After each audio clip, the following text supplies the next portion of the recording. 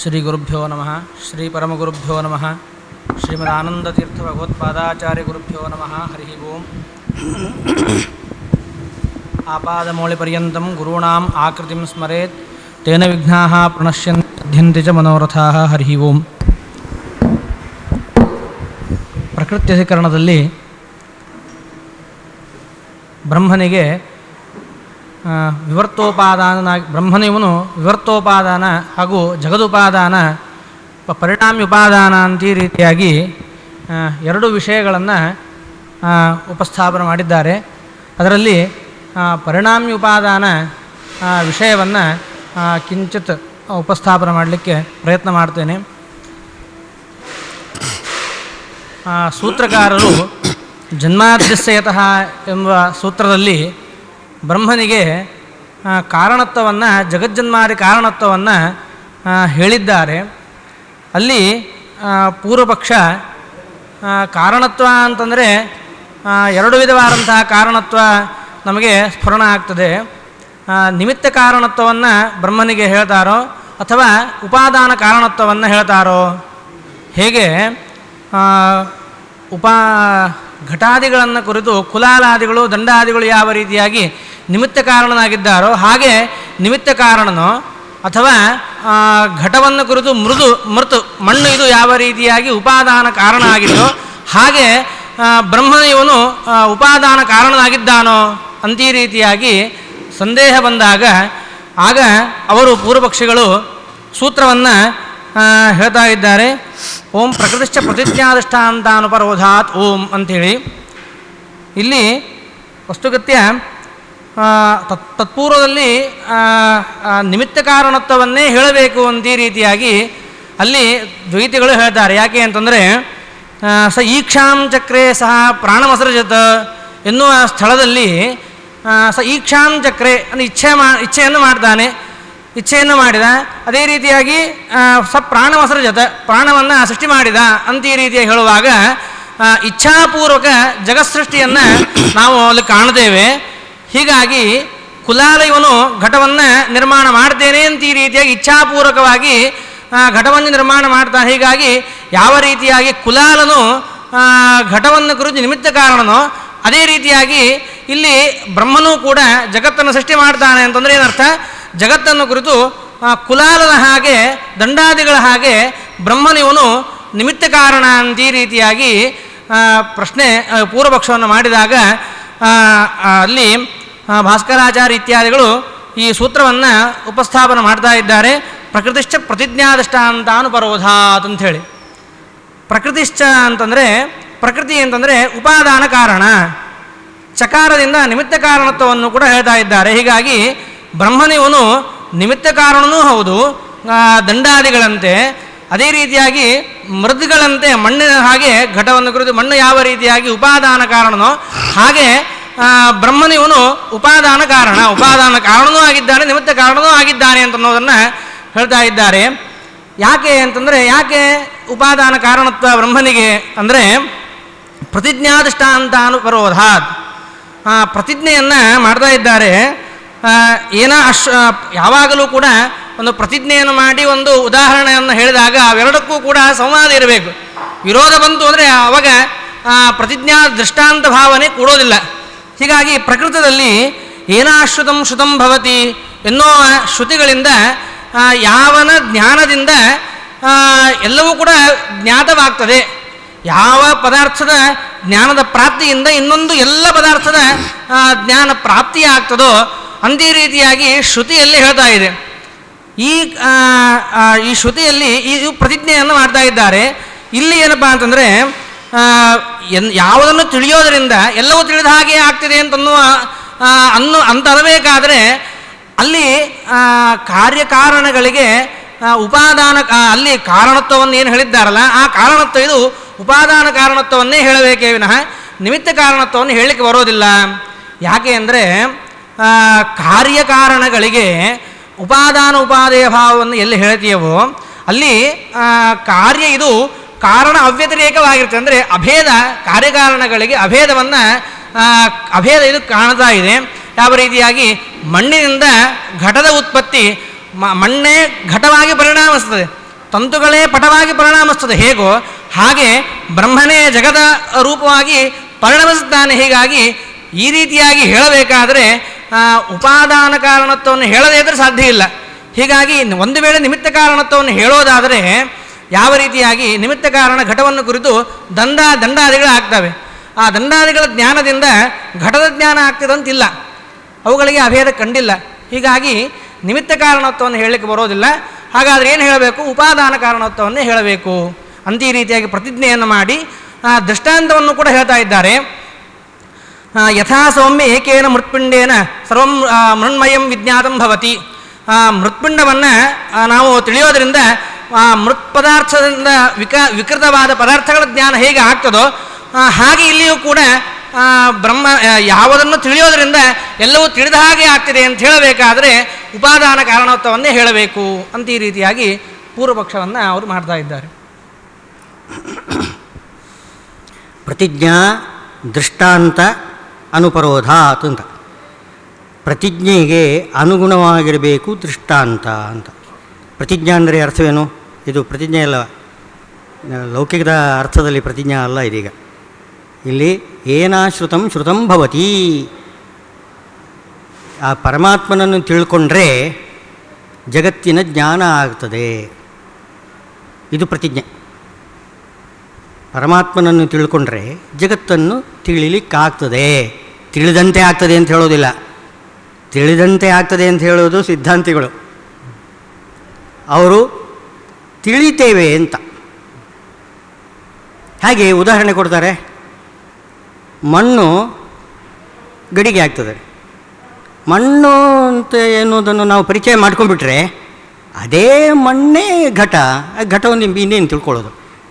ಘಟ ತಿಳ್ಕೊಂಡಾಗಾಯಿತು. ಮಣ್ಣಿನ ಜ್ಞಾನದಿಂದ ಘಟದ ಜ್ಞಾನ ಬರ್ತದೆ ಅಂತ ಹೇಳ್ತಾರೆ ಅವರು. ಮಣ್ಣೇ ಘಟ ಆಗಿ ಪರಿಣಾಮ ಹೊಂದಿದ್ದು, ಹಾಗೆ ಪರಮಾತ್ಮನೇ ಜಗತ್ತಾಗಿ ಪರಿಣಾಮ ಹೊಂದಿದ್ದು. ಪರಮಾತ್ಮನ ತಿಳ್ಕೊಂಡ್ರೆ ಜಗತ್ತಿನ ಜ್ಞಾನ ಬಂದುಬಿಡ್ತದೆ. ಇದಿಷ್ಟು ಏನೋ ಪ್ರತಿಜ್ಞಾ ದೃಷ್ಟಾಂತ. ಪ್ರತಿಜ್ಞಾ ದೃಷ್ಟಾಂತ ಸರಿ ಹೊಂದುವುದಿಲ್ಲ. ಯಾಕೆಂದರೆ ಪರಮಾತ್ಮನ ಒಬ್ಬನನ್ನೇ ತಿಳ್ಕೊಂಡ್ರೆ ಇಡೀ ಜಗತ್ತನ್ನು ತಿಳಿಲಿಕ್ಕಾಗ್ತದೋ ಅಂತ ಪ್ರಶ್ನೆ. ಹೇಗೆ ತಿಳ್ಕೊಳ್ಳೋದು? ದೃಷ್ಟಾಂತ ಏನು ಕೊಟ್ಟಿದ್ದಾರೆ? ಒಂದು ಮಣ್ಣಿನ ಮುದ್ದೆ, ಅದನ್ನು ತಿಳ್ಕೊಂಡ್ರೆ ಲೋಕದಲ್ಲಿ ಇರತಕ್ಕಂಥ ಎಲ್ಲ ಮಣ್ಣಿನ ಪದಾರ್ಥಗಳನ್ನೆಲ್ಲ ಅದರ ಜ್ಞಾನ ಬಂದುಬಿಡ್ತದ ನಿಮಗೆ? ಒಂದು ಮಣ್ಣಿನ ಮುದ್ದೆಯಿಂದ ಎಲ್ಲ ಗಡಿಗೆಗಳಾಗಿದೆಯೇನೋ? ಅಭೇದ ಹೇಳಬೇಕು ತಾನೇ ನಿಮಗೆ, ಅಭೇದ ಹೇಳಬೇಕು. ಒಂದು ಮಣ್ಣಿನ ಮುದ್ದೆಯ ಅಭೇದ ಎಲ್ಲ ಮಣ್ಣಿನ ಗಡಿಗೆಗಳಲ್ಲಿ ಬರಬೇಕು. ಇದು ಸಾಧ್ಯವೇ? ಏಕೇನ ಮೃತ್ಪಿಂಡೇನ ಅಂತ ಸ್ಪಷ್ಟ ಹೇಳ್ತಿದ್ದಲ್ಲ ಶ್ರುತಿ.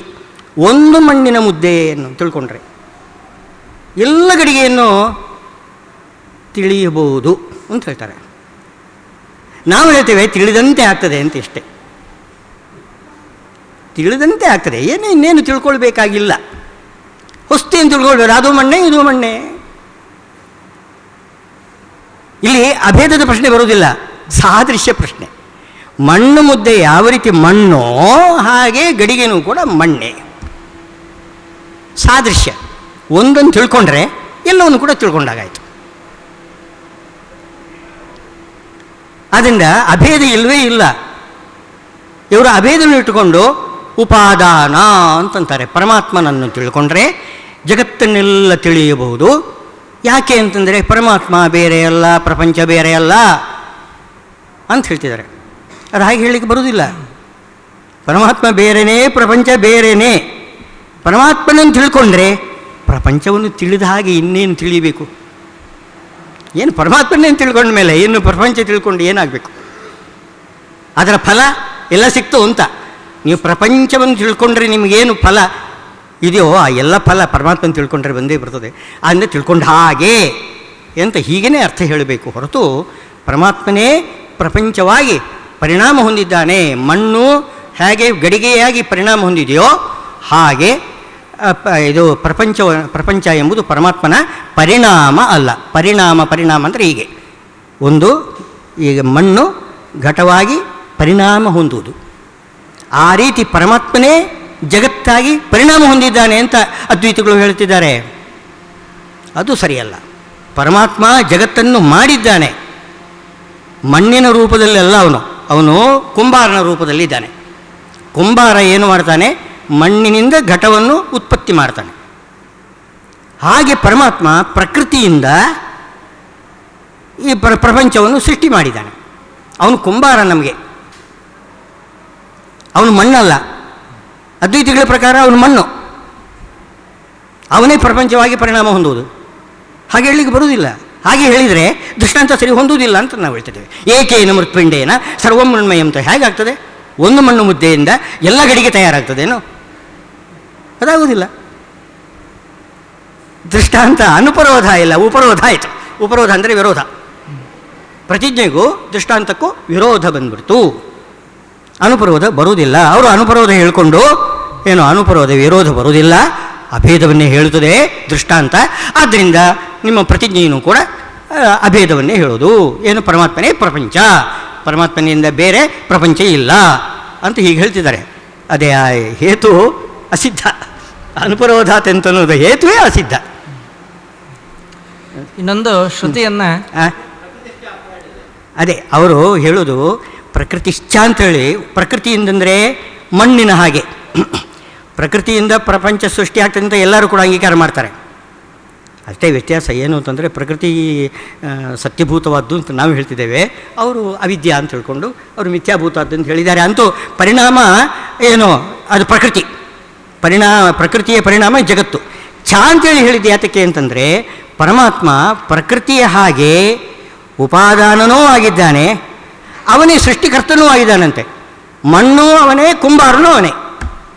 ಪ್ರಪಂಚವೆಂಬ ಒಂದು ಗಡಿಗೆ ತಯಾರಾಗಬೇಕಾಗಿದ್ದರೆ ಮಣ್ಣು ಅವನೇ, ಮಣ್ಣನ್ನು ಪರಿಣಾಮ ಮಾಡತಕ್ಕಂಥ ಕುಂಬಾರನೂ ಅವನೇ.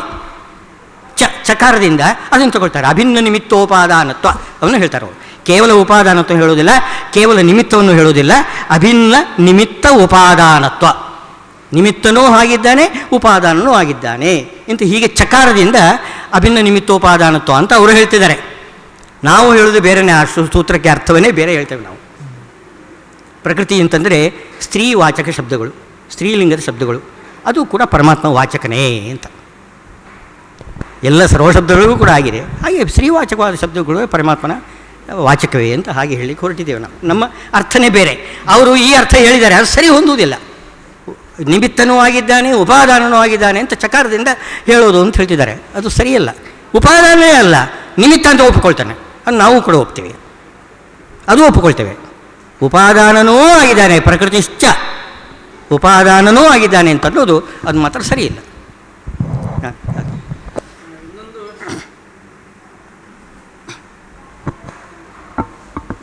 ಶ್ರುತಿಯನ್ನು ಉದಾಹರಣೆ ಮಾಡ್ತಾ ಇದ್ದಾರೆ.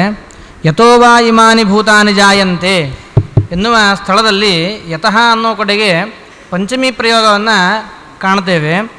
ಪಂಚಮಿಗೆ ಕಾರಣತ್ವ ಅಂತರ್ಥ. ಹಾಗಾದರೆ ಕಾರಣತ್ವ ಅಂದ್ರೇನು? ಅಲ್ಲಿಯೂ ಕೂಡ ಪ್ರಶ್ನೆ, ನಿಮಿತ್ತ ಕಾರಣತ್ವನೋ ಉಪಾದಾನ ಕಾರಣತ್ವನೋ ಅಂತ ಪ್ರಶ್ನೆ ಬಂದಾಗ ಉಪಾದಾನ ಕಾರಣತ್ವವನ್ನೇ ಹೇಳಬೇಕು. ಯಾಕೆ ಅಂದರೆ ಜನಿಕರ್ತು ಪ್ರಕೃತಿ ಎನ್ನುವ ಸೂತ್ರದಲ್ಲಿ ಜಾಯಮಾನಸ್ಯ ಕಾರ್ಯಸ್ಯ ಪ್ರಕೃತೌ ಅಪಾದಾನ ಸಮುದ್ಯಂ ಸ್ಯಾತ್ ಅಂಥೇಳಿ ಅಪಾದಾನೇ ಪಂಚಮಿ ಅಂತ ಈ ರೀತಿಯಾಗಿ ಹೇಳಿ ಅಲ್ಲಿ ಉಪಾದಾನ ಕಾರಣತ್ವವನ್ನು ಹೇಳಲಿಕ್ಕೆ ಸಂವಾದ ರೂಪವಾಗಿ ಸೂತ್ರವನ್ನು ಅವರು ಉದಾಹರಣೆ ಮಾಡಿದ್ದಾರೆ. ಹೀಗಾಗಿ ಈ ಶ್ರುತಿಯಿಂದ ಯತಃ ಅನ್ನುವುದರಿಂದ ಪಂಚಮಿ ಹೇಳಿದ್ದಕ್ಕೋಸ್ಕರ ಆ ಪಂಚಮಿಗೆ ಉಪಾದಾನ ಕಾರಣತ್ವ ಅಂತೆ ಅರ್ಥ, ಹೊರತಾಗಿ ನಿಮಿತ್ತ ಕಾರಣತ್ವವನ್ನು ಹೇಳಲಿಕ್ಕೆ ಬರೋದಿಲ್ಲ ಅನ್ನೋದನ್ನು ಇನ್ನೊಂದು ಪೂರ್ವಪಕ್ಷವನ್ನು ಮಾಡ್ತಾ ಇದ್ದಾರೆ. ಪಂಚಮಿ ಎಂಬುದು ಎಲ್ಲಿ ಉಪಯೋಗ ಮಾಡ್ತಾರೆ ಅಂತಂದರೆ ಧ್ರುವಮಪಾಯೇ ಅಪಾದಾನಂ ಅಂತ ಸೂತ್ರ. ಅಪಾಯ ವಿಶ್ಲೇಷಾವಧಿ ಅಂದರೆ ಈಗ ನಾವು ಈ ಊರಿಂದ ಇನ್ನೊಂದು ಊರಿಗೆ ಹೋಗ್ತೀವಿ ಅಂತ ಇಟ್ಕೊಳ್ಳಿ. ಅಸ್ಮಾತ್ ಗ್ರಾಮಾತ್, ಈ ಊರಿಂದ ನಾವು ಬೇರೆ ಹೋಗ್ತೇವೆ. ನಮಗೂ ಈ ಊರಿಗೂ ವಿಭಾಗ ಆಯಿತು. ಊರು ಇಲ್ಲಿದೆ, ನಾವು ವಿಭಕ್ತರಾಗಿದ್ದೇವೆ, ದೂರ ಹೋಗಿದ್ದೇವೆ. ಈ ಅರ್ಥದಲ್ಲಿ ಪಂಚಮಿ ಬಂದಿರೋದು.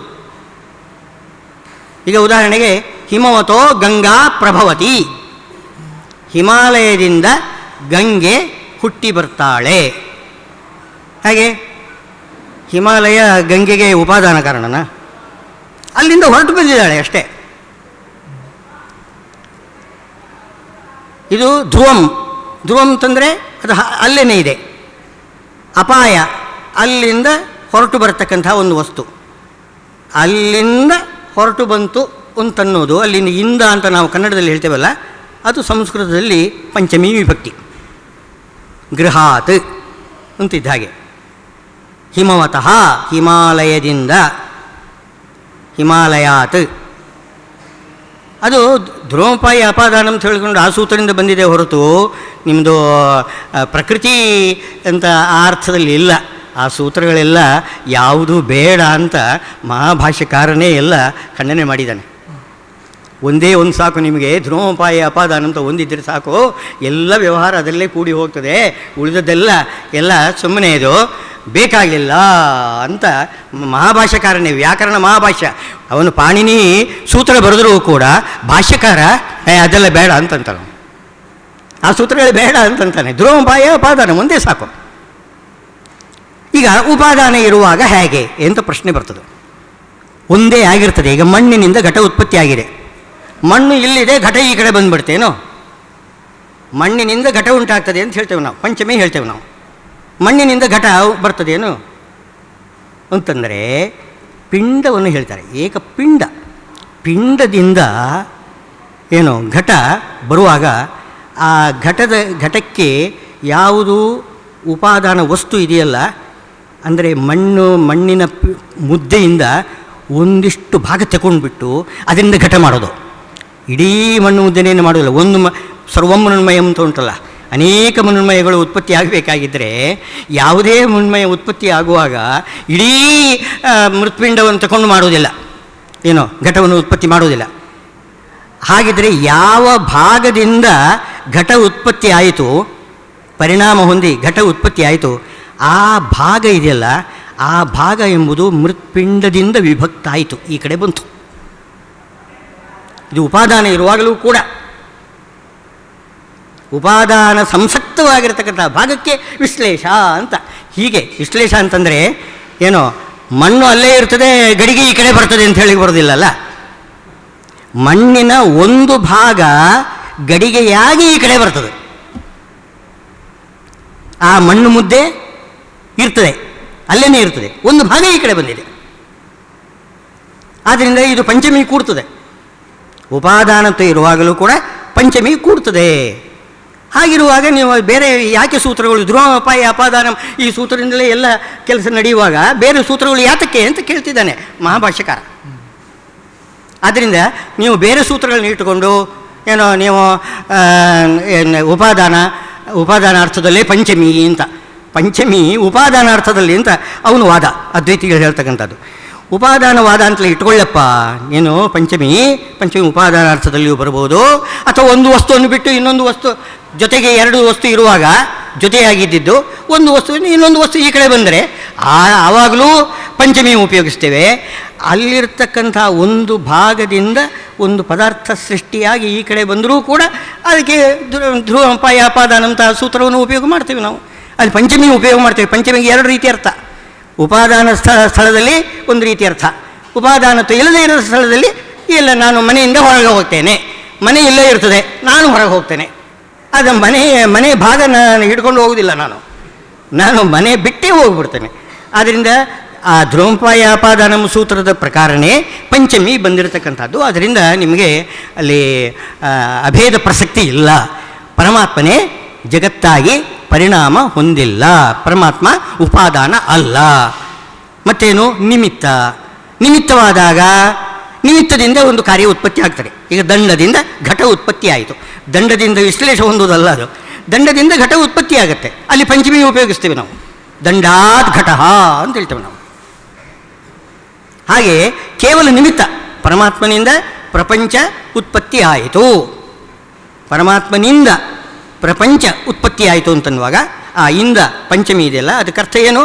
ಪರಮಾತ್ಮ ನಿಮಿತ್ತ ಕಾರಣ ಅಂತ ಇಷ್ಟೇ ಅರ್ಥ ಅದಕ್ಕೆ. ಉಪಾದಾನ ಕಾರಣ ಅಲ್ಲ. ಪರಮಾತ್ಮನೇ ಪ್ರಪಂಚವಾಗಿ ಪರಿಣಾಮ ಹೊಂದುತ್ತಾನೆ ಅಂತ ಹೇಳಬಾರ್ದು. ಇನ್ನೊಂದು ಶ್ರುತಿಯನ್ನು ಉದಾಹರಣೆ ಮಾಡ್ತಾ ಇದ್ದಾರೆ.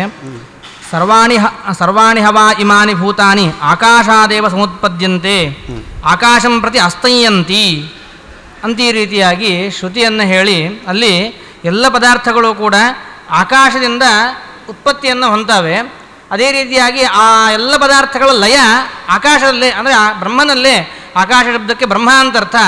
ಆ ಬ್ರಹ್ಮನಲ್ಲೇ ಎಲ್ಲ ಪದಾರ್ಥದ ಉತ್ಪತ್ತಿ, ಅದೇ ರೀತಿಯಾಗಿ ಎಲ್ಲ ಪದಾರ್ಥದ ನಾಶ ಪ್ರಲಯವೂ ಕೂಡ ಆ ಬ್ರಹ್ಮನಲ್ಲೇ ಆಗ್ತದೆ. ಹೀಗಾಗಿ ಯಾವ ರೀತಿಯಾಗಿ ಮೃತ್ತಿನಲ್ಲೇ ಘಟದ ಉತ್ಪತ್ತಿ, ಮೃತ್ತಿನಲ್ಲೇ ಘಟದ ನಾಶ ಕಂಡದ್ದಕ್ಕೋಸ್ಕರ ಯಾವ ರೀತಿಯಾಗಿ ಘಟಕ್ಕೂ ಹಾಗೂ ಮೃತ್ತಿಗೂ ಅಭೇದವನ್ನು ಹೇಳಬೇಕು, ಅದೇ ರೀತಿಯಾಗಿ ಇಲ್ಲಿಯೂ ಕೂಡ ಬ್ರಹ್ಮನಲ್ಲೇ ಹುಡ್ತಾವೆ, ಬ್ರಹ್ಮನಲ್ಲೇ ಲಯವನ್ನು ಹೊಂತಾವೆ ಅನ್ನೋದಕ್ಕೋಸ್ಕರವಾಗಿ ಉಪಾದಾನ ಕಾರಣತ್ವವನ್ನು ಹೇಳಬೇಕು ಅಂತ ಈ ರೀತಿಯಾಗಿ ಇನ್ನೊಂದು ಆಕ್ಷೇಪವನ್ನು ಮಾಡ್ತಾ ಇದ್ದಾರೆ. ಸರಿ, ಇಲ್ಲಿ ಮಣ್ಣಿನಿಂದ ಘಟ ಉತ್ಪತ್ತಿ ಆಗ್ತದೆ, ಮಣ್ಣಿನಲ್ಲೇ ನಾಶ ಹೊಂದುತ್ತದೆ ಅಂತ ಹೇಳಿ ಉಂಟಲ್ಲ, ಇದು ತಪ್ಪು ಕಲ್ಪನೆ. ಇದು ಮಣ್ಣಿನಿಂದ ಘಟ ಉತ್ಪತ್ತಿ ಆಗುವುದಲ್ಲ, ಮಣ್ಣೇ ಘಟವಾಗುವುದು. ಮಣ್ಣಿನಲ್ಲಿ ಘಟನಾಶ ಅಲ್ಲ, ಘಟನಾಶ ಭೂತಲದಲ್ಲಿ. ಮಣ್ಣಿನಲ್ಲಿ ಘಟ ನಾಶ ಆಗುವುದಿಲ್ಲ. ಮಣ್ಣು ತೋರಿಸಿ ಈ ಮಣ್ಣಿನಲ್ಲಿ ಘಟನಾಶ ಆಯಿತು ಅಂತ ಯಾರಾದರೂ ಹೇಳ್ತಾರೇನು? ಈ ನೆಲದಲ್ಲಿ ಘಟನಾಶ ಆಯಿತು, ಹೊಡೆದ್ರೆ ಒಂದು ಘಟವನ್ನು ಹೊಡೆದು ಬಿಟ್ಟರೆ ಅದು ಪುಡಿ ಪುಡಿ ಆಗ್ತದೆ, ಮಣ್ಣು ಇರ್ತದಲ್ಲಿ. ಇಲ್ಲಿ ಈ ನೆಲದಲ್ಲಿ ಘಟ ನಾಶ ಆಯಿತು, ಅದರ ಮಣ್ಣಲ್ಲಿದು ಅಂತ ತೋರಿಸ್ತೇವೆ ಅಷ್ಟೇ ಹೊರತು ಮಣ್ಣಿನಲ್ಲಿ, ಈ ಮಣ್ಣಿನಲ್ಲಿ ಘಟನಾಶ ಆಯಿತು ಅಂತ ಯಾರಾದರೂ ಹೇಳ್ತಾರೇನು? ತಂತುಭ್ಯೋಜ್ಞ ಪಟ ಸಾಕ್ಷಾತ್ ಕಸ್ಯ ದೃಷ್ಟಿ ಪಥಂಗತ. ತಂತು ಬೇರೆ ಅಲ್ಲ, ಪಟ ಬೇರೆ ಅಲ್ಲ, ಮಣ್ಣು ಬೇರೆ ಅಲ್ಲ, ಘಟ ಬೇರೆ ಅಲ್ಲ. ಮಣ್ಣಿನಲ್ಲಿ ಘಟನಾಶ ಆಗ್ತದೆ ಅಂತ ಅನ್ನೋದು ಅದು ಶುದ್ಧ ತಪ್ಪು, ಅನುಭವ ವಿರುದ್ಧವಾಗಿರ್ತಕ್ಕಂಥದ್ದು. ಅದು ಹಾಗೆ ಇಲ್ಲವೇ ಇಲ್ಲ. ಮಣ್ಣಿನಲ್ಲಿ ನಾಶ ಹೊಂದುವುದೇ ಇಲ್ಲ ಘಟ. ಹಾಗಿರುವಾಗ ಅವರ ಲಕ್ಷಣ ಏನು ಅಂತಂದರೆ, ಯಾವುದರಿಂದ ಹುಟ್ಟಿ ಎಲ್ಲಿ ನಾಶ ಆಗ್ತದೋ ಅದು ಉಪಾದಾನ ಅಂತ ಅವ್ರ ಲಕ್ಷಣ ಹೇಳಿದ್ದಾರೆ. ಅದೇ ತಪ್ಪು. ಏನೋ ಉಪಾದಾನದಲ್ಲಿ ಉಪಾದೇಯ, ಇದರಲ್ಲಿ ಪರಿಣಾಮ ಹೊಂದಿರತಕ್ಕಂಥ ಪದಾರ್ಥ ಆ ಉಪಾದಾನದಲ್ಲಿ ನಾಶ ಹೊಂದುವುದಿಲ್ಲ, ತಪ್ಪದು. ಇದು ಪ್ರಾಗಭಾವ ಪ್ರಧ್ವಂಸ ಎಂಬುದು ಪ್ರತಿಯೋಗಿ ಸಮವಾಯಿಯಲ್ಲಿ ವೃತ್ತಿ ಅಂತ ಅವರದ್ದು ನಿಯಮ. ಅದು ನೈಯಾಯಿಕರ ಪ್ರಕ್ರಿಯೆ. ಅದು ನೈಯಾಯಿಕರಲ್ಲಿ ಹಾಗೆ ಒಂದು ಪ್ರಾಗಭಾವ ಇರಲಿ, ಪ್ರಧ್ವಂಸ ಇರಲಿ, ಅದರ ಪ್ರತಿಯೋಗಿ ಸಮವಾಯಿ, ಆ ಪ್ರತಿಯೋಗಿ ಸಮವಾಯಿಯಲ್ಲಿ ಪ್ರಾಗಭಾವ ಇರಬೇಕು, ಧ್ವಂಸನೇ ಇರಬೇಕು ಅಂತ ಅದೊಂದು ನಿಯಮ ಅವರು ಇಟ್ಕೊಂಡಿದ್ದಾರೆ. ಅವರೇ ಮಾಡಿಕೊಂಡಿದ್ದು ನಿಯಮಗಳು. ವಸ್ತುತಸ್ತು ನಮಗೆ ಮಣ್ಣಿಗೂ ಘಟಕ್ಕೂ ಭೇದವೇ ಇಲ್ಲ. ಮಣ್ಣಿನಲ್ಲಿ ಘಟ ಉತ್ಪತ್ತಿ ಆಗುವುದೂ ಇಲ್ಲ, ಮಣ್ಣಿನಲ್ಲಿ ಘಟ ನಾಶವಾಗುವುದೂ ಇಲ್ಲ. ಮಣ್ಣೇ ಘಟವಾಗ್ತದೆ, ಅದು ನಾಶ ಆಗ್ತದೆ, ತಿರುಗಿ ಅದು ಮಣ್ಣಿನ ರೂಪಕ್ಕೆ ಬರ್ತದೆ. ಮಣ್ಣಿನಲ್ಲಿ ಇರುವುದಿಲ್ಲ ಘಟ, ಯಾವತ್ತೂ ಇಲ್ಲ. ಮಣ್ಣೇ ಘಟ, ಮಣ್ಣಿನ ರೂಪದಲ್ಲಿ ಇರ್ತದೆ ಮೊದಲಿಗೆ, ಆಮೇಲೆ ಘಟ ರೂಪದಲ್ಲಿ ಇರ್ತದೆ. ಘಟನಾಶ ಆದಾಗ ಪುನಃ ಮಣ್ಣಿನ ರೂಪದಕ್ಕೆ ಬರ್ತದೆ. ಇಷ್ಟೇ ಹೊರತು ಮಣ್ಣಿನಲ್ಲಿ ಘಟ ಉತ್ಪತ್ತಿಯಾಗುವುದು, ಅಲ್ಲೇನೇ ಘಟ ನಾಶ ಆಗುವುದು, ಇದು ಉಪಾದಾನದ ಲಕ್ಷಣ. ಹಾಗೆ ಆದ್ದರಿಂದ ಪರಮಾತ್ಮನಲ್ಲೇ ಜಗತ್ತು ಉತ್ಪತ್ತಿಯಾಗಿದೆ, ಪರಮಾತ್ಮನಲ್ಲೇ ಜಗತ್ತು ಲಯ ಹೊಂದಿದೆ. ಏನಿಲ್ಲ, ಪರಮಾತ್ಮ ಜಗತ್ತನ್ನು ಸೃಷ್ಟಿ ಮಾಡಿದ್ದಾನೆ, ಹೌದು.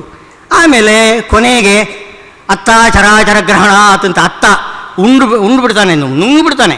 ಜಗದೂದರ ಹೊಟ್ಟೆ ಒಳಗಡೆ ಹೋಗಿ ಪ್ರಪಂಚ ಸೂಕ್ಷ್ಮ ರೂಪವಾಗಿ ಇರ್ತದೆ. ಇಲ್ಲಿ ಹೊರತು ಆ ಪರಮಾತ್ಮನ ಸೂಕ್ಷ್ಮ ರೂಪ ಅಲ್ಲ. ಪರಮಾತ್ಮನ ಒಳಗಡೆ ಪ್ರಪಂಚದ ಸೂಕ್ಷ್ಮ ರೂಪ ಇದೆ, ಅಷ್ಟು ಮಾತ್ರ ಹೇಳಿ. ಹೊರತು ಅಲ್ಲಿ ಉಪಾದಾನದ ಲಕ್ಷಣವೇ ಬರಲಿಲ್ಲ. ಪರಮಾತ್ಮನಲ್ಲಿ ಉಪಾದಾನದ ಲಕ್ಷಣವೇ ಬರಲಿಲ್ಲ. ಪರಮಾತ್ಮನೇ ಪ್ರಪಂಚವಾಗಿ ಹುಟ್ಟಿಲ್ಲ, ಅದು ನಾಶವಾಗಿ ಪರಮಾತ್ಮನ ರೂಪದಲ್ಲಿ ಹೋಗಿ ಅದು ನಿಂತುಕೊಳ್ಳುವುದೂ ಇಲ್ಲ. ಪರಮಾತ್ಮನ ಒಳಗಡೆ ಹೋಗಿ ಸೇರಿಕೊಂಡಿದೆ. ಪರಮಾತ್ಮ ರೂಪಕ್ಕೆ ಬರಲಿಲ್ಲ. ಅದು ಮಣ್ಣಿನ ರೂಪಕ್ಕೆ ಘಟ ಬಂದ ಹಾಗೆ ಏನೋ ಪರಮಾತ್ಮ ರೂಪಕ್ಕೆ ಇದು ಪ್ರಪಂಚ ಬರ್ತದೆ ಅಂತೇಳಿ ಹೇಳಲಿಕ್ಕೆ ಬರುವುದಿಲ್ಲ. ಕೊನೆಗೆ ಆ ಪ್ರಪಂಚ ಎಂಬುದು ಪರಮಾತ್ಮ ರೂಪದಲ್ಲಿದೆ ಅಂತ ಹೇಳ್ತೇವೆ ನಾವು. ಅಲ್ಲಿ ಹೇಳುವುದೇನು ಅಂತಂದರೆ ಏಕಮೇವ ಅದ್ವಿತೀಯಂ, ಪರಮಾತ್ಮ ಒಬ್ಬನೇ, ಪ್ರಪಂಚ ಇಲ್ಲ ಅಂತ ಹೇಳ್ತೇವೆ ನಾವು. ಇಲ್ಲದೆ ಹೋದರೆ ಏನು ಮಾಡಬೇಕು ನೀವು? ಪ್ರಪಂಚ ಎಂಬುದು ಪರಮಾತ್ಮ ರೂಪದಲ್ಲಿ ಇದೆ ಅಂತಂದರೆ ಅದ್ವಿತೀಯ ಅಂತ ಹೇಗೆ ಹೇಳ್ತೀರ ನೀವು? ಪ್ರಪಂಚ ಇದೆ, ಪರಮಾತ್ಮ ರೂಪದಲ್ಲಿದೆ. ಇದು ಎಲ್ಲವೂ ಕೂಡ ವಿರುದ್ಧ ಆಗ್ತದೆ. ಅದು ಹೇಳ್ತಕ್ಕಂಥದ್ದು ಆ ಶ್ರುತಿ ಎಂಬುದು ಸರಿಯಾಗಿ ವ್ಯಾಖ್ಯಾನ ಮಾಡಲಿಕ್ಕೆ ಬರುವುದಿಲ್ಲ. ಅದ್ವೈತಿಗಳಿಗೆ ವ್ಯಾಹತವಾದ ರೀತಿಯಲ್ಲಿ ವ್ಯಾಖ್ಯಾನ ಮಾಡ್ತಾರೆ. ಇನ್ನೊಂದು ವಿಷಯವನ್ನು ಆತ್ಮಕೃತೆ ಪರಿಣಾಮಾತ್ ಅನ್ನುವ ಸೂತ್ರದ ಸಂದರ್ಭದಲ್ಲಿ ತದಾತ್ಮಾನಂ ಸ್ವಯಂ ಅಕುರುತ ಅಂತ ಈ ರೀತಿಯಾಗಿ ಶ್ರುತಿಯನ್ನು ಕಾಣ್ತೇವೆ. ಅಲ್ಲಿ ಆತ್ಮನಿಗೆ ಕರ್ತೃತ್ವ ಹಾಗೂ ಕರ್ಮತ್ವವನ್ನು ಹೇಳಿದ್ದಾರೆ. ಹೀಗಾದರೆ ಇಲ್ಲಿ ಆತ್ಮಾನಂ ಸ್ವಯಂ ಅಕುರುತ ಆತ್ಮಾನಂ ಅಂತ ಹೇಳಬೇಕಾದರೆ ಅಭೇದ ಇಲ್ಲದೇನೆ ಅಂದರೆ ಉಪಾದಾನತ್ವವನ್ನು ಹೇಳದೇನೆ ಇವೆರಡನ್ನು ಕೂಡಿಸ್ಲಿಕ್ಕೆ ಬರೋದಿಲ್ಲ. ಹೀಗಾಗಿ ಉಪಾದಾನ ಕಾರಣತ್ವವನ್ನು ಹೇಳಬೇಕು ಅಂತ ಒಂದು. ಇನ್ನೊಂದು ಏನಪ್ಪ ಅಂದರೆ ಯೋನಿಶ್ಚ ಹಿ ಗೀಯತೆ ಅಂತನೋ ಕಡೆಯೂ ಕೂಡ ಯೋನಿ ಶಬ್ದಕ್ಕೆ ಉಪಾದಾನ ಕಾರಣ ಅಂತೇ ಅರ್ಥ. ಹೀಗಾಗಿ ಬ್ರಹ್ಮನಿಗೆ ಉಪಾದಾನ ಕಾರಣತ್ವವನ್ನು ಹೇಳಬೇಕು ಅಂತ ಈ ರೀತಿಯಾಗಿ ಎರಡು ವಿಷಯವನ್ನು ಹೇಳ್ತಾ ಇದ್ದಾರೆ. ಇದು ಪರಮಾತ್ಮ ತನ್ನನ್ನು ತಾನು ಸೃಷ್ಟಿ ಮಾಡಿಕೊಳ್ತಾನೆ ಅಂತಿದೆ. ಅದು ಈ ಶುದ್ಧ ಸೃಷ್ಟಿ ಅಂತ ಶ್ರೀಮದಾಚಾರ್ಯರು ನಿರ್ಣಯದಲ್ಲಿ ತಾತ್ಪರ್ಯ ನಿರ್ಣಯದಲ್ಲಿ ಹೇಳಿದ್ದಾರೆ. ಶುದ್ಧ ಸೃಷ್ಟಿ, ಮಿಶ್ರ ಸೃಷ್ಟಿ. ಶುದ್ಧ ಸೃಷ್ಟಿ ಬೇರೆ ಇದೆ, ಮಿಶ್ರ ಸೃಷ್ಟಿ ಬೇರೆ. ಈ ಪರಮಾತ್ಮ ಒಂದು ಪದಾರ್ಥವನ್ನು ಸೃಷ್ಟಿ ಮಾಡುವಾಗ ಅದರೊಳಗೆ ಅದೇ ಆಕಾರದಲ್ಲಿ ತಾನು ಅಲ್ಲಿ ಸನ್ನಿಹಿತನಾಗ್ತಾನೆ.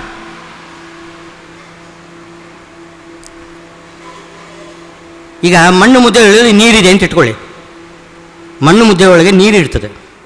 ಆ ಒಂದು ಮಣ್ಣು ಮುದ್ದೆಯಿಂದ ಒಂದು ಹಿಡಿ ಮಣ್ಣು ತಗೊಂಡು ಒಂದು ಬೊಂಬೆ ಮಾಡಿದಿರಿ ಅಥವಾ ಗಡಿಗೆ ಮಾಡಿದಿರಿ. ಅಲ್ಲಿ ಆ ನೀರಿನ ಅಂಶ ಇರ್ತದೆ ನೋಡಿ. ಅಲ್ಲಿ ಇರ್ತಕ್ಕಂಥ ನೀರು ಇಲ್ಲಿಗೆ ಬಂದಿದೆ ಒಂದು ಅಂಶದಿಂದ. ಅಲ್ಲಿ ನೀರು ಸೃಷ್ಟಿಯಾದದ್ದಲ್ಲ. ಆ ಮಣ್ಣು ಈ ಕಡೆ ಬರುವಾಗ ಅದರೊಳಗೆ ಇರ್ತಕ್ಕಂಥ ನೀರು ಕೂಡ ಒಂದಿಷ್ಟು ಈ ಕಡೆ ಬಂದುಬಿಟ್ಟಿದೆ. ಸೃಷ್ಟಿಯಾದದ್ದಲ್ಲ. ಪರಮಾತ್ಮ ಆ ರೀತಿ ಎಲ್ಲ ಸರ್ವಾಂತರ್ಗತನಾಗಿದ್ದಾನೆ. ಅವನು ಅಲ್ಲಿಂದ ಹೊರಟು ಬರುವಾಗ ಆ ಪದಾರ್ಥದ ರೂಪದಲ್ಲಿ ತಾನು ಅಲ್ಲಿ ಒಳಗಡೆ ಬಂದು ಸೇರಿಕೊಂಡಿದ್ದಾನೆ ಹೊರತು ತನ್ನನ್ನೇ ತಾನು ಬೇರೆ ರೂಪದಿಂದ ಸೃಷ್ಟಿ ಮಾಡಿಕೊಂಡಿದ್ದಾನೆ. ಇದನ್ನು ಸೃಷ್ಟಿ ಅಂತ ಹೇಳೋದು ಯಾಕೆ ಅಂತಂದರೆ ಬೇರೆ ರೂಪ ಕಾಣಿಸ್ತದೆ.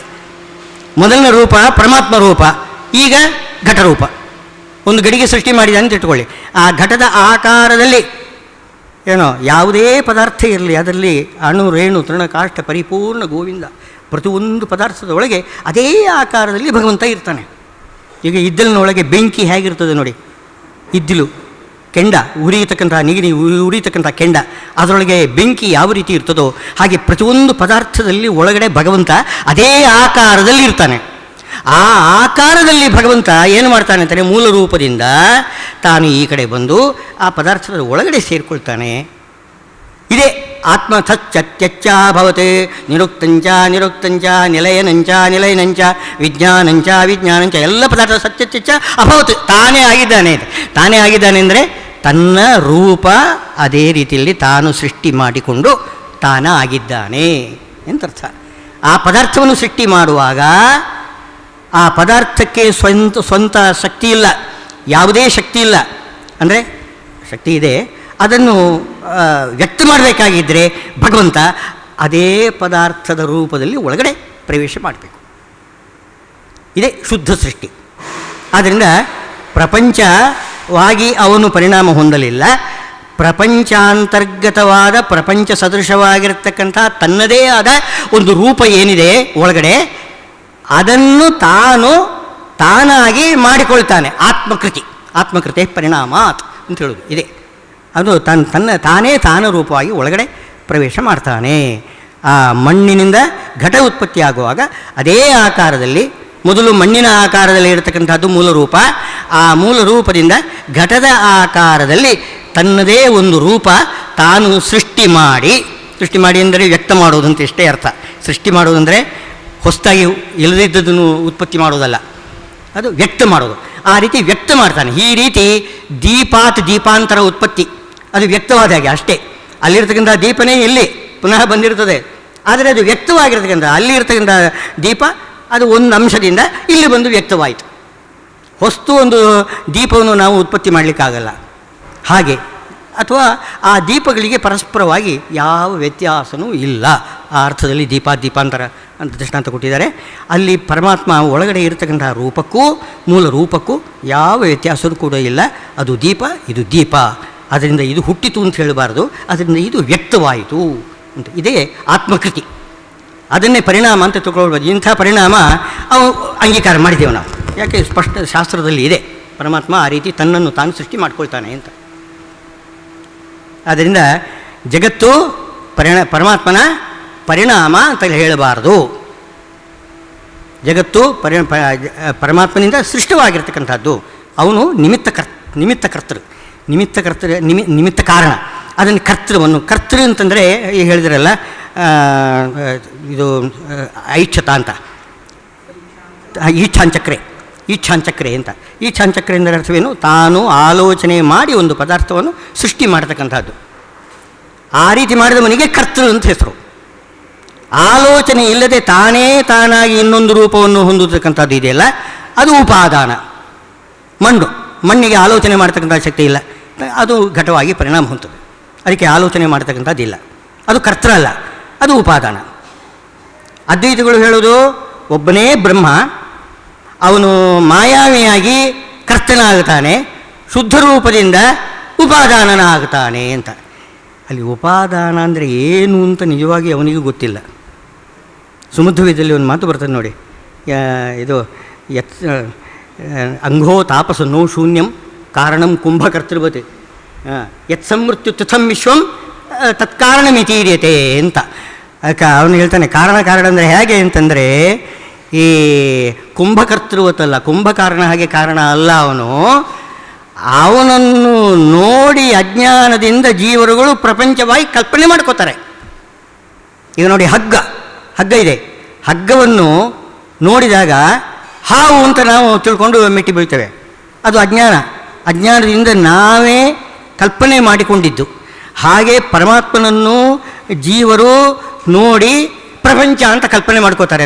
ನೀವು ನೋಡ್ತಕ್ಕಂಥ ಈ ಪ್ರಪಂಚ ಎಲ್ಲ ಕಲ್ಲು ಮಣ್ಣು ಇವುಗಳು ಎಲ್ಲದೂ ಕೂಡ, ಕಂಬ ಎಲ್ಲದೂ ಕೂಡ ಪರಮಾತ್ಮನೇ ಈ ರೂಪದಿಂದ ಕಾಣ್ತಾ ಇದ್ದಾನೆ ಅಂತ ಈ ರೀತಿ ಅವರು ಹೇಳೋದು. ಇದು ಕಾರಣ ಅಂತ ಹೇಳ್ತೇವೆ. ಎಲ್ಲಾದರೂ ಹಗ್ಗ ಹಾವಿಗೆ ಕಾರಣ ಆಗ್ತದ? ಸುಮಧ್ವೀಜಕಾರರು ಹೇಳ್ತಾರೆ, ನಾರಾಯಣ ಮಣಿತಾಚಾರ್ಯ ಹೇಳ್ತಾರೆ, ಇದು ಕಾರಣ ಅಂತ ಹೇಳೋದಿಲ್ಲ. ಅಯ್ಯೋ, ನಾನು ಆ ರೀತಿ ಕಾರಣ ಅಂತ ಹೇಳಲಿಲ್ಲ ನಾನು ಅಂತ ಹೇಳ್ತಾನೆ ಅವನು. ಹಾಗಾದರೆ ಹಗ್ಗವನ್ನು ನೋಡಿ ಕಾರಣ ಹಾವು ಅಂತ ಯಾವ ರೀತಿ ತಿಳ್ಕೊಳ್ತಾರಲ್ಲ, ಆ ಹಗ್ಗದ ಹಾಗೆ ಕಾರಣ ಅಂತ ಇದ್ದಾನೆ. ಹಗ್ಗ ಕಾರಣನೇ ಅಲ್ಲ, ಆ ಹಗ್ಗದ ಹಾಗೆ ಕಾರಣ ಅಂತ ಹೀಗೆ ಹೇಳ್ತಾನೆ ಅಂತ. ಅದಕ್ಕೆ ಅಧಿಷ್ಠಾನಂ ವ್ಯುತ್ಪತ್ಸತ್ವ ಗುರೋರ್ ಗೃಹೇ ಅಂತ ಹೇಳ್ತಾರೆ. ನಿನಗೆ ಇನ್ನೂ ಕೂಡ ಕಾರಣ ಅಂದರೆ ಏನು, ಅಧಿಷ್ಠಾನ ಅಂದರೆ ಏನು ಅಂತ ಗೊತ್ತಿಲ್ಲ. ಕಾರಣ ಅಂದ್ರೇನು? ಅವನು ಮಾಡಬೇಕು, ಒಂದು ಕೆಲಸ ಮಾಡಿದರೆ ಅವನು ಕಾರಣ ಆಗುತ್ತಾನೆ, ಕರ್ತನ ಆಗುತ್ತಾನೆ. ಇದು ಹಾಗಲ್ಲ, ಒಂದನ್ನು ನೋಡಿ ಇನ್ನೊಂದು ಅಂತ ಯಾರೋ ತಿಳ್ಕೊಂಡ, ಇದು ಕಾರಣ ಆಗ್ತದೆ ಅಂತ ಹೇಗೆ ಹೇಳಿ? ಶುಕ್ತಿಯನ್ನು ನೋಡಿ ಅಥವಾ ಹಗ್ಗವನ್ನು ನೋಡಿ ಹಾವು ಅಂತ ಯಾರೋ ಒಬ್ಬ ತಿಳ್ಕೊಂಡ, ಆ ಹಗ್ಗ ಎಂಬುದು ಹಾವಿಗೆ ಕಾರಣ ಅಂತ ಹೇಳ್ತೇವ. ಹಾವಿನ ಭ್ರಮೆಗೆ ಬೇಕಾದರೆ ಕಾರಣ ಅಂತ ಹೇಳಿ ಅವರು ಏನು ಮಾಡ್ತಾರೆ ಅಂದರೆ, ಹಾವಿನ ಭ್ರಮೆ ಬೇರೆ ಅಲ್ಲ, ಹಾವು ಬೇರೆ ಅಲ್ಲ ಅಂತ ಇಟ್ಕೊಂಡು ಅಲ್ಲಿ ಜಗಳ ಎರಡೂ ಇಟ್ಕೊಂಡು ಅದನ್ನು ಕಾರಣ ಅಂತೇಳಿ ಹೇಳ್ತಾರೆ. ಇದನ್ನೆಲ್ಲ ನಾವು ನ್ಯಾಯಾಮೃತದಲ್ಲಿ ವಿಶೇಷವಾಗಿ ಇದಕ್ಕೊಂದು ಪ್ರತ್ಯೇಕ ಪರಿಚ್ಛೇದ ಇದೆ. ಇದೀಗ ಭಾಳ ಸನತ್ಕುಮಾರ್ ಆಚಾರ್ಯರು ಭಾಳ ಚೆನ್ನಾಗಿ ಅದು ಸುಧಾ ಗ್ರಂಥದ ಆಧಾರದ ಮೇಲೆ ಪೂರ್ವಪಕ್ಷ ಮಾಡಿದ್ದಾರೆ. ನ್ಯಾಯಾಮೃತದಲ್ಲಿ ಇದಕ್ಕೊಂದು ಪ್ರತ್ಯೇಕ ಒಂದು ಅಧ್ಯಾಯನೇ ಇದೆ. ಜಗದುಪಾದಾನ ಅದು ಯಾವ ರೀತಿ, ಬ್ರಹ್ಮನೋ ಮಾಯೆಯೋ, ಬ್ರಹ್ಮ ಮಾಯೆ ಎರಡೂ ಕಾರಣವೋ, ಅಲ್ಲಿ ಆ ಉಪಾದಾನಕ್ಕೂ ಈ ಅದಕ್ಕೆ ಹೇಳುವುದೇ ಒಂದು ಇನ್ನೊಂದಾಗಿ ಕಾಣುವುದು ಏನಿದೆ ಅದು ವಿವರ್ತ, ಉಪಾದಾನ ಅಲ್ಲ. ಅವರನ್ನೇ ಕೇಳಿ, ವಿವರ್ತ ಅಂತ ಹೇಳ್ತಾರೆ. ಒಂದು ಪರಿಣಾಮಿ, ಈ ಪರಿಣಾಮಿ ಒಂದು ವಿವರ್ತ, ಎರಡೂ ಕೂಡ ಉಪಾದಾನ ಅಂತ ಹೇಳ್ತಿದ್ದಾರೆ. ಒಂದು ಲಕ್ಷಣ ಹೇಳಿ ಎರಡಕ್ಕೆ ಒಟ್ಟಿಗೆ, ಅದು ಹೇಳಿಕ್ಕೆ ಬರೋದಿಲ್ಲ. ಹೇಳ್ತಾರೆ, ಸ್ವನಿಷ್ಠ ಕಾರ್ಯಧಿ ಹೇತುತ್ವಂ, ಸ್ವನಿಷ್ಠ ಕಾರ್ಯಧಿ ಹೇತುತ್ವಂ ಉಪಾದಾನತ್ವ ಅಂತ. ಉಪಾದಾನತ್ವ ಎರಡರಲ್ಲಿ ಕೂಡ ಬರ್ತದೆ ಅಂತ. ಸ್ವನಿಷ್ಠ ಕಾರ್ಯಧಿ ಹೇತುತ್ವ ಯಾವುದ್ರಲ್ಲಿ? ಈ ಶುಕ್ತಿಯಲ್ಲಿ ರಹಿತ ಕಾಣಿಸ್ತದೆ, ಹಗ್ಗದಲ್ಲಿ ಹಾವು ಕಾಣಿಸ್ತದೆ. ಆ ಕಾರ್ಯಧಿಗೆ ಹೇತು ಯಾವುದು? ಹಗ್ಗ. ಅದಕ್ಕೆ ಸ್ವನಿಷ್ಠ ಧಿ ಕಾರ್ಯಹೇತುತ್ವ ಬರ್ತದೆ ಅಂತ ಹೇಳ್ತಾರೆ. ಸುಮ್ಮನೆ ಇದೆ, ಅದು ಕೂಡ ಬರೀ ವಂಚನೆ. ಇದು ಸ್ವನಿಷ್ಠತ್ವ ಎಲ್ಲಿ ಬರ್ತದೆ ಹೇಳಿ? ಈಗ ಹಗ್ಗದಲ್ಲಿ ಹಾವು ಇದೆಯಾ? ಹಗ್ಗದಲ್ಲಿ ಸ್ವನಿಷ್ಠ ಕಾರ್ಯಧಿ ಹೇತುತ್ವ ಬರಬೇಕು. ಸ್ವನಿಷ್ಠ ಕಾರ್ಯಧಿ ಹೇತುತ್ವ ಸ್ವ ಅಂದರೆ ಯಾವುದು? ಹಗ್ಗ. ಹಗ್ಗದಲ್ಲಿ ಇರ್ತಕ್ಕಂಥ ಹಾವು, ಹಗ್ಗದಲ್ಲಿ ಹಾವು ಕಾಣಿಸ್ತಾ ಇದೆ. ಹಗ್ಗದಲ್ಲಿ ಹಾವು ಇದೆಯಾ ಕೇಳಿದರೆ ಇಲ್ಲ. ಹಾಗಿದ್ರೆ ಸ್ವನಿಷ್ಠ ಅಂತ ಹೇಳ್ತಾರೆ ನೀವು. ಸ್ವನಿಷ್ಠ ಕಾರ್ಯ ಹೇಗೆ? ಸ್ವನಿಷ್ಠತ್ವೇನ ಕಾರ್ಯಧಿ ಅಂತ ಹೀಗೆಲ್ಲ ಮಾಡಬೇಕು, ತಿಳಿಸ್ಕೊಳ್ಬೇಕನ್ನು. ಸ್ವನಿಷ್ಠತ್ವೇನ ಕಾಣಿಸದೆ ಅಂತ. ಸ್ವನಿಷ್ಠತ್ವೇನ ಕಾಣಿಸದೆ ಅದಕ್ಕೆ ಕಾರಣ ಆಗ್ತಾಯಿದ್ದೇನೋ ಆವಾಗ. ಸ್ವನಿಷ್ಠತ್ವೇನ ಏನು ಹಗ್ಗದಲ್ಲಿ ಹಾವಿದೆ ಎಂಬುದಾಗಿ ಭ್ರಮೆ ಬರಲಿಕ್ಕೆ, ಭ್ರಮೆಗೆ ಕಾರಣ ಆಗಲಿ. ಆ ಹಾವಿಗೆ ಉಪಾದಾನ ಹೇಗಾಗ್ತದೆ? ಅದು ಭ್ರಮೆಗೆ ಕಾರಣವಾಗುವುದೇ ಉಪಾದಾನತ್ವ ಅಂತ ಹೇಳ್ತಾರೆ. ಇದು ಸರಿಯಿಲ್ಲ. ಭ್ರಮೆಗೆ ಯಾವುದು ಕಾರಣ ಬೇಕಾದಷ್ಟಿದೆ. ಅಜ್ಞಾನ ಇದೆ, ಬೇಕಾದಷ್ಟಿದೆ, ಬೇರೆ ಪದಾರ್ಥಗಳಿವೆ. ಭ್ರಮೆಗೆ ಕಾರಣವಾದ್ದೆಲ್ಲ ಉಪಾದಾನ ಅಂತೇಳಿ ಹೇಳೋದಲ್ಲ, ಅದು ತಪ್ಪು. ಅದೆಲ್ಲ ಇದು ನ್ಯಾಯಾಮೃತದಲ್ಲಿ ಭಾಳ ದೊಡ್ಡ ವಿಚಾರ ಮಾಡಿದ್ದಾರೆ, ಅದ್ವೈತ ಸಿದ್ಧಿಯಲ್ಲಿ ಭಾಳ ವಿಚಾರ ಮಾಡಿದ್ದಾರೆ. ಏನು ಅದು ಒಂದು ತಾಸಿನಲ್ಲಿ 2 ತಾಸಿನಲ್ಲಿ ವಿಚಾರ ಮಾಡಿ ತೀರ್ಮಾನ ಮಾಡ್ತಕ್ಕಂಥದ್ದಲ್ಲ, ಭಾಳ ವಿಷಯ ಇದೆ ಇದರೊಳಗೆ. ಇದು ಸನ್ನಿಧಿಯಲ್ಲಿ, ವಿದ್ಯಮಾನದ ಸನ್ನಿಧಿಯಲ್ಲಿ ಅವರ ಪ್ರೀತ್ಯರ್ಥವಾಗಿ ಏನೋ 1-2 ಮಾತು ನಾವು ಯೋನಿಶ್ಚಯ ಗೀತೆ, ಅದು ಸ್ತ್ರೀವಾಚಕ ಶಬ್ದಗಳೆಲ್ಲ ಪರಮಾತ್ಮನ ಇದು ಅಂತ. ಉಪಾದಾನ ಅಲ್ಲ. ಯೋನಿ ಅಂದರೆ ಉಪಾದಾನ ಅಂತ ಅರ್ಥ ಇಲ್ಲ. ಶಾಸ್ತ್ರ ಯೋನಿತ್ವ ಅಂತ ಹೇಳ್ತೇವೆ. ಶಾಸ್ತ್ರ ಎಂಬುದು ಉಪಾದಾನ ಅಲ್ಲ, ಶಾಸ್ತ್ರಕ್ಕೆ ಕಾರಣ ಅಷ್ಟೇ. ಅದು ಯೋನಿನ್ನ ಕಾರಣಂ ಬೀಜಂ ಅಂತ ಸಾಮಾನ್ಯವಾಗಿ ಅದೇನು ಇದರಲ್ಲಿ ಇರುವುದೇ ಏನೋ ಕಾರಣಂ ಅರ್ಥದಲ್ಲಿ, ಬೀಜ ಕಾರಣ ಅಂತ ಆ ಅರ್ಥದಲ್ಲೇನೇ ಯೋನಿ ಅಂತ ಬಂದಿದೆ. ಉಪಾದಾನ ಕಾರಣ ಅಂತ ಅನ್ನೋದಕ್ಕೆ ಅರ್ಥನೇ ಬರೋದೇ ಇಲ್ಲ. ಶ್ರೀಕೃಷ್ಣ ಅರ್ಪಣ.